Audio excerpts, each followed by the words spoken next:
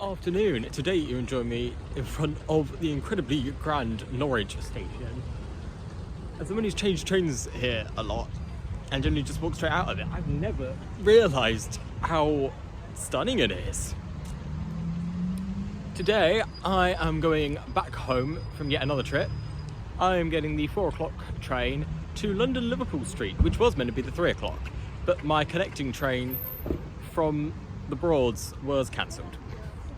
Anyway, let's see what everyone says is Britain's best train.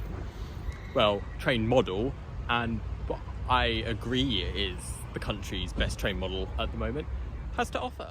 So as you walk under the clock, you go through these really ornate arches, but this is just the beginning. Once you're through into the atrium, wow, that ceiling is spectacular. It's sort of this combination of Victorian and Art Deco design, but it is truly amazing. It really shows off for when this station was built, which was in 1844, and they have a wide range of ticket buying facilities.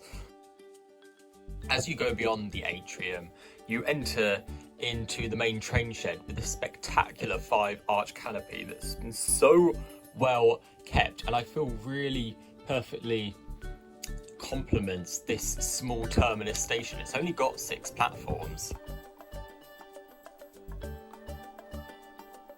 One area I would say the station does lack in is retail, and this co-op at the end, it wasn't very well stocked.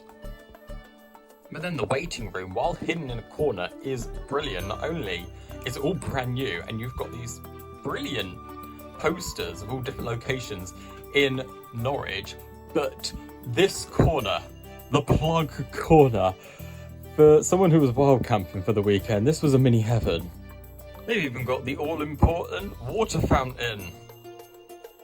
As for my journey today itself, pretty simple. Straight down the Great Eastern Main Line as far as Stratford. Should be taking an hour and 3/4 on the legendary Class 745.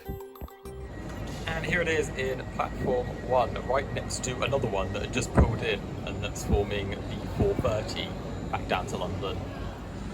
Right, now time to get on board and see why this train is so great. Starting with its level with the platform. How they've done this is by carefully placing equipment only in specific areas under the train, which is why it's full of ramps. And they haven't skimped on luggage space. There's more space in this overhead bit than most cross-country trains. And I must admit, my favourite feature, the emergency window. I love them, I don't know why. But it does not beat the ominous corridor of electrical equipment.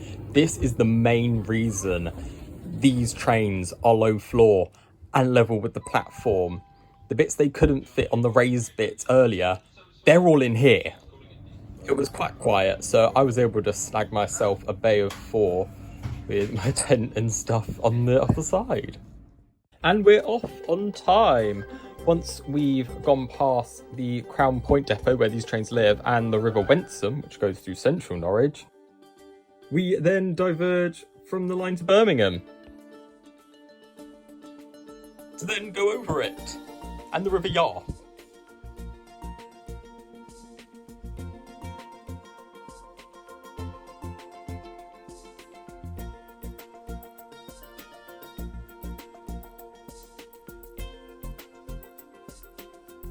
Our first stop, after about 15 minutes, is Diss on the River Waveney and the Norfolk-Suffolk border.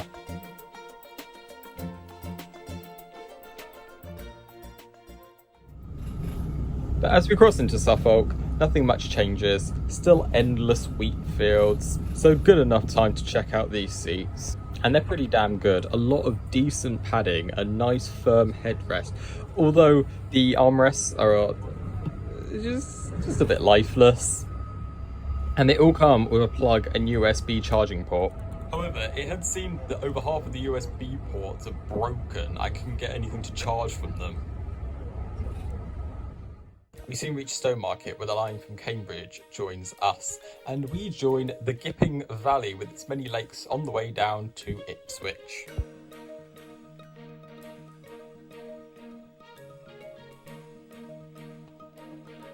As we approach the station, we see the cord off to Felixstowe, and as a result of that, a lot of freight movements.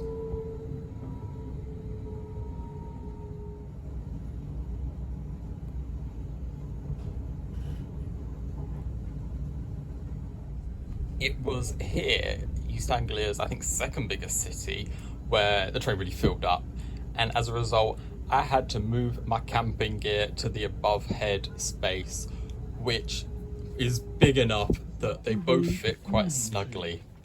So any refreshments? They've got a trolley, which they thought ahead and put on some pretty secure locks so they can stop it on these ramps. And as we leave Ipswich in the distance, you can just about see the Orwell Bridge, named after my favourite author. And you'll get the real views once you reach the Stour estuary, just as you get to Manningtree. As someone who grew up by the sea, this just reminds me of home. And then our next stop is Colchester, famous for having the longest platform in the country. It's staggered, but it is the longest. It's 2 platforms in one, and we're, all 12 carriages of us, are stopping at one side of them.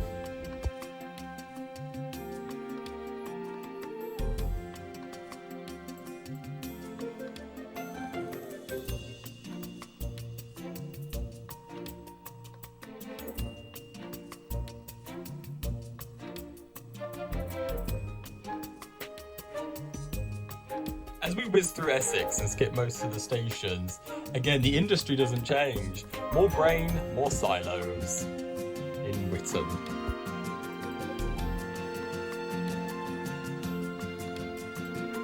And as we pull into Chelmsford, Essex's biggest town, this is our penultimate stop. From now, it's about a 25-minute dead run straight through East London to our final spot, Stratford.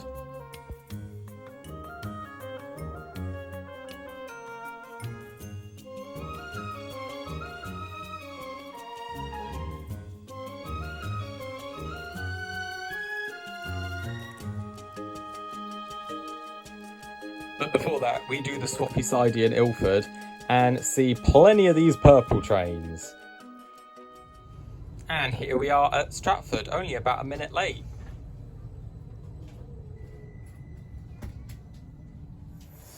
And our 745 goes off the final stretch to Liverpool Street. So, we made it to Stratford. The ginormous, endless, incredibly irritating and annoying East, but very convenient, East London interchange, which I am moored not too far from. It is also, I think, the most used station in the country to not be a London terminus. I think it even beats out Birmingham New Street. And it's doing for it now. There were like way more people around here, but very busy. Anyway, my thoughts on the trip today. Apart from it getting a little bit busy in Ipswich, it was fantastic. As always, the flirts never fail to deliver. And I stand by how I started this video. Best train model we have on our network. Like, they even managed to get the refreshment trolley to stop on a slot. I know that has nothing to do with the train itself, but they not only got the best manufacturer to make the train, they then also run the train as best they can. And I'm gonna say, all over, I'm impressed. Anyway, I have been Jack the Train Traveller, and I'll see you in the next one.